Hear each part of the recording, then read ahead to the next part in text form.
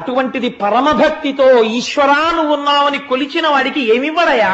ఏ సంపదలైనా ఇస్తాడు. ఎందుకు వచ్చిన దరిద్రమయ్యా మనకి? పిల్లల కోసమని ఒక్కసారి వెళ్ళవయ్యా కృష్ణ పరమాత్మ దగ్గరికి అంటే ఆయన అన్నాడు, పెద్దవాళ్ళ దగ్గరికి వెళ్ళేటప్పుడు, స్నేహితుడి దగ్గరికి వెళ్ళేటప్పుడు, వృద్ధుల దగ్గరికి వెళ్ళేటప్పుడు, రోగుల దగ్గరికి వెళ్ళేటప్పుడు, గురువుల దగ్గరికి వెళ్ళేటప్పుడు రిక్తహస్తాలతో వెళ్ళం కదా, ఏదైనా కానుక పట్టుకెళ్ళాలి కదా స్నేహితుడికి. ఆయనకి పట్టుకెళ్ళడానికి మన ఇంట్లో ఏమి కానుకుందే? నువ్వు చెప్పావు వెళ్ళమని, చాలా సంతోషం, వెడతాను. కానీ వెళ్ళి పట్టుకెళ్ళి కృష్ణ ఇన్నాళ్ళకి కలిశాం, స్నేహితుడి వీరిగో తీసుకో అని ఇవ్వడానికి నా దగ్గర ఏముంది అని అడిగాడు. అడిగితే ఆవిడంది, మనకున్నదే మనం ఇద్దామయ్యా.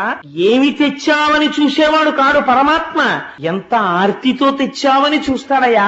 మన ఇంట్లో అటుకులున్నాయి ఒక గుప్పెడు, అవే మూట కడతానంది. ఆయన పేరేమిటో లోకం మర్చిపోయింది. ఎందుకో తెలుసా అండి, అసలు ఆయన జీవిత కాలంలో ఆయన్ని ఆ ఊళ్ళో చిరుగులేని పంచ కట్టుకోగా చూసిన వాళ్ళు లేరు. అందుకని ఆయనకి కుచేలుడని పేరు. అంటే ఆయన్ని హాస్యోక్తులు ఆడేవారు, పరిహాసం ఆడేవారు. చేలుడు అంటే చేలం అంటే వస్త్రము, కు అంటే చిరిగిపోయిన బట్ట. చిరిగిపోయిన బట్ట తప్ప చిరగని బట్ట కట్టడం కుచేలుడికి తెలియదు అసలు. అంటే ఎప్పుడూ కట్టుకోలేదు. ఎప్పుడూ కట్టుకోకపోయినా యోగరతో వా భోగరతో వా సంగరతో వా సంగ విహీన యస్య బ్రహ్మణి నమతే చిత్తం నందతి నందతి నందత్యేవ.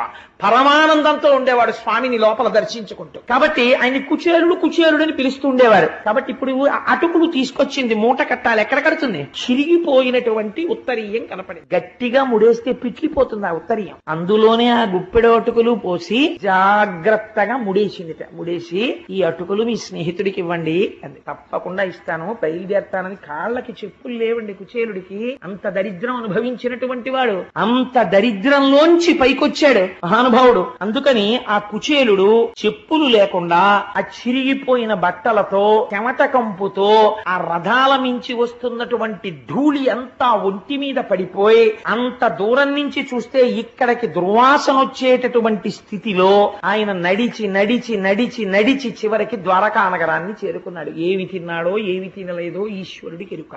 నడిచే ద్వారకకు వెళ్ళాడని భాగవతంలో రాశారు. నడిచి ద్వారకా పట్టణాన్ని చేరుకున్నాడు. చేరుకుని ద్వారకా పట్టణంలోకి వెళ్లి ద్వారక వంక చూశాడు. చూసి అనుమానం వచ్చి, ఏమి ద్వారకా పట్టణం రా, ఎక్కడ చూసినా బంగారముతో నిర్మించబడినటువంటి గోపురాలు, రత్నాలు తాపడం చెయ్యబడ్డాయి, పరిమళ ద్రవ్యాలు చల్లబడినటువంటి రాచవీధులు, కస్తూరి కర్పూరము మొదలైనటువంటివి కాల్చిన సువాసనలు వస్తున్నాయి. ఇటువంటి చోట నా సఖుడైనటువంటి గోవిందుడు ఎక్కడున్నాడో అని అడిగాడు. అడిగితే వాళ్ళు అన్నారు, ఈ రాస వీధంతా కృష్ణ పరమాత్మదే. ఇక్కడ కనపడుతున్నటువంటి 16,008 దివ్య సౌధములున్నాయే, ఈ 16,008 దివ్య సౌధములు ఆయన తన భార్యలతో ఉంటాడు.